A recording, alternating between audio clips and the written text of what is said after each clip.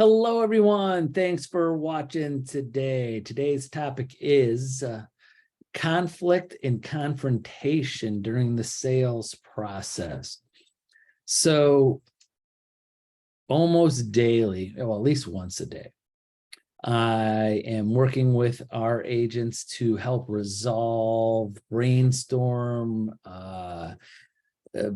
bring two parties and together and make everybody happy, make buyers and sellers and the process in buying and selling smoother and resolving conflict and confrontation that agent to agent have, or sometimes even agent to their client have.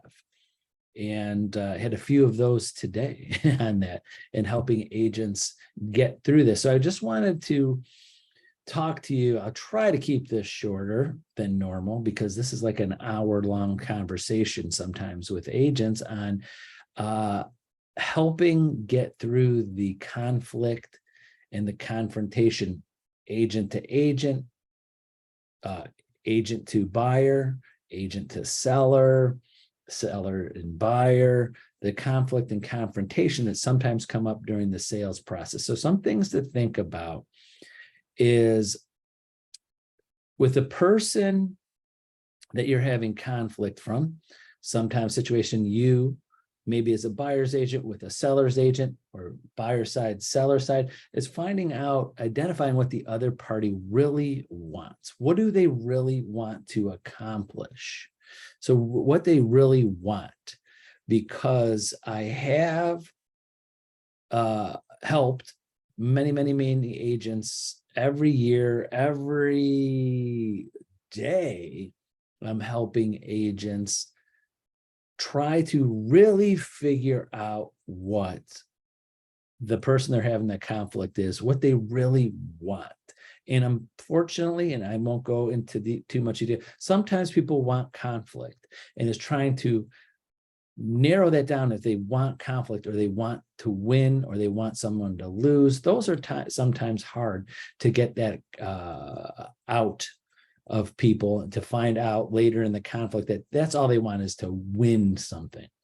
And any agent that's listening to this, my agent Central and Home Store, call me. I'm happy to dive deep into any of your conflict or confrontations with my experience to find out if that's all the people want. But again, back to that, is finding out what the people really want. Then your job is to remind them of what they really want. Because sometimes people, when they get what they want, sometimes they find new things to have a conflict about, new issues, new confrontations, right? And remind them, remember, we went through this. This is what you really want. This is what you really need. And we went over this and we've got that, or we're moving towards that, and you're off on a tangent over here. Again, I'm sorry I'm talking in generalities because there's so many different things that happen in transactions and relationships that can matter. But I know when I'm saying these things, a lot of agents are saying, yes, that happened here. I remember when I had a buyer, they all say, this is what I want, this is what I want. Then we got that happen. Then they go, now this is what I want. Now this is what I want. Or when you and a listing agent, if you're a buyer, you're coming to terms, they're telling you the seller wants this, the seller wants this, and you give the seller all that. Now the seller wants this. Or even the other side of things, you're the listing agent, you have the seller, and they're asking what the buyer's agent wants. What's the buyer's agent want? I got one right now, right before I did this video, talking to our agent who has the seller, and we did everything on the removal of contingency, all the repairs, everything, and now the buyer wants more and wondering what options they have. So some things you can say to really, when you're trying to be 100% clear with the other side of the people you're having the conflict or disconnect with, the confrontation about, is saying the words, help me understand. So it's okay to take a step back and say, you don't understand. Sometimes in a conversation and in negotiations, we don't want to help. Some people feel that they can't say, please help me understand. I don't understand 100% exactly what you want and what you need. So even with your own clients, if you're having a disconnect with your seller, this week they said they want this week they said they want that. You brought in 2 or 3 buyers that put in offers on the house, and all of a sudden they denied ones because they said they want this, and all those offers came in and it checked off every box they want. Then they want something else. So that's just an example, but maybe use these words as help me understand. Just help me understand exactly what we need to do to make this transaction happen. Help me understand what we can do so I could help you get exactly what you want, and it's crystal clear to both of us.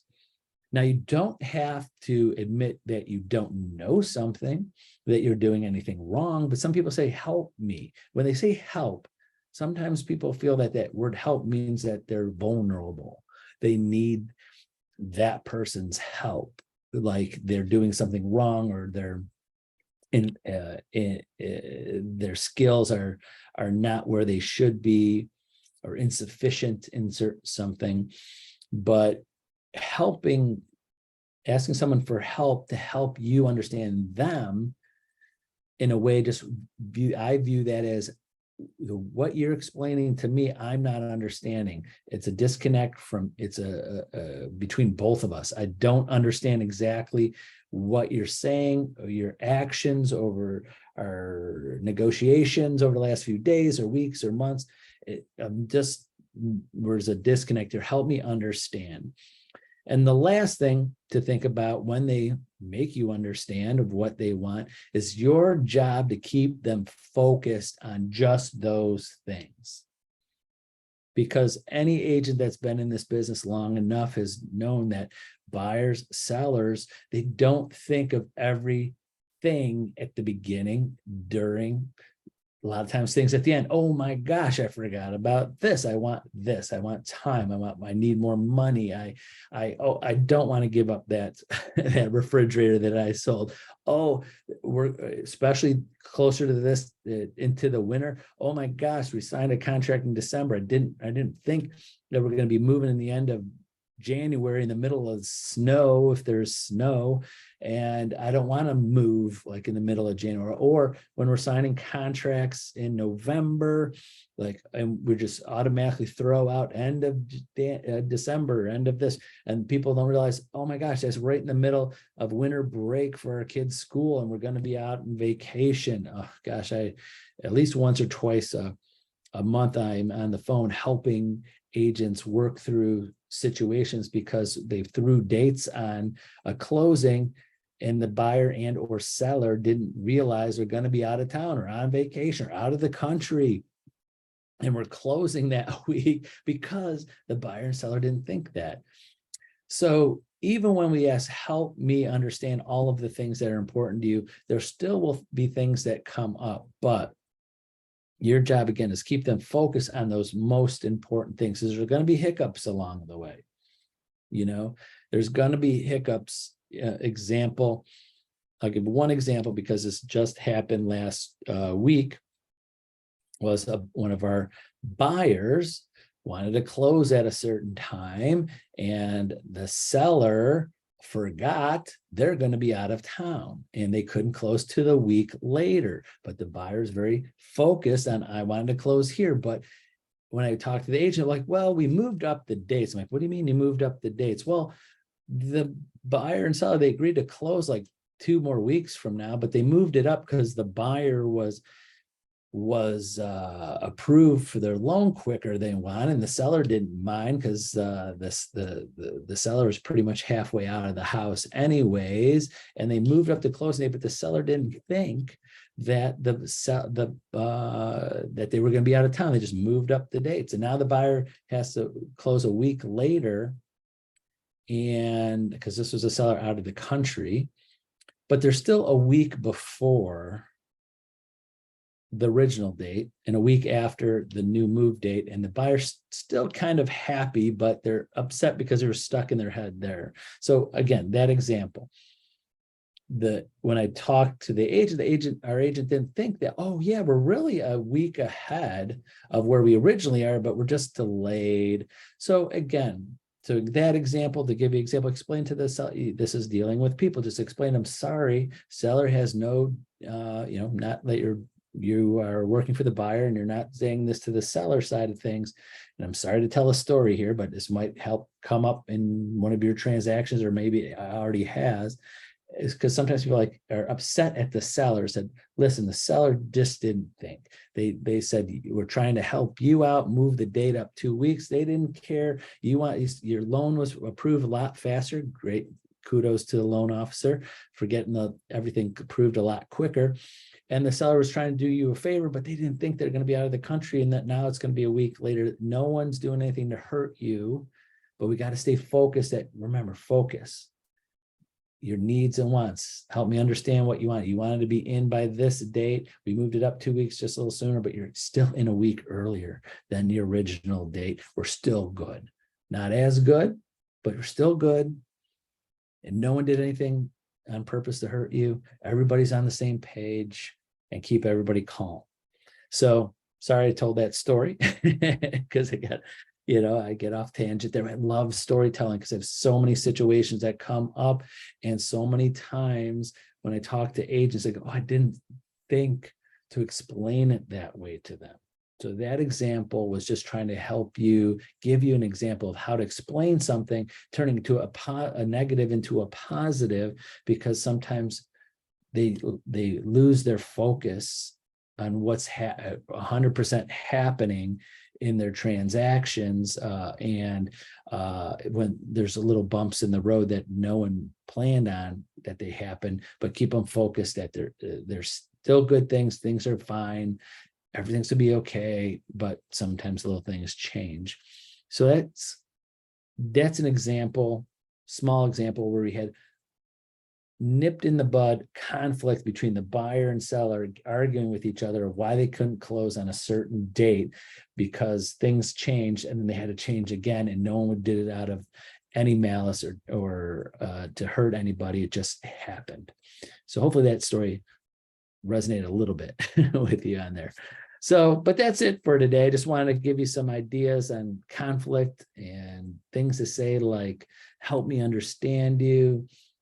Know that your job is to keep them focused on what they really, really want, not everything's going to be perfect, and help resolve those conflicts and before they turn into something that festers. Because every year we have transactions that kind of blow up because a buyer and seller let one little thing or one little miscommunication or them feeling their reasoning behind something that didn't go right turn into a major conflict that could, with our agents on both sides, help resolve that conflict and that confrontation and make things smoother and work out for everybody. So sorry, it's pretty vague on that, but I would love to sit here for an hour and tell you this story, that story, this story on that. But if you ever would like to hear those stories, I love to tell them. So that's it for today. Thanks very much for watching. Remember, feel free to call, text, email me anytime. I'm here to help you and discuss anything I can to help you with your real estate business. Have a great day. Bye-bye.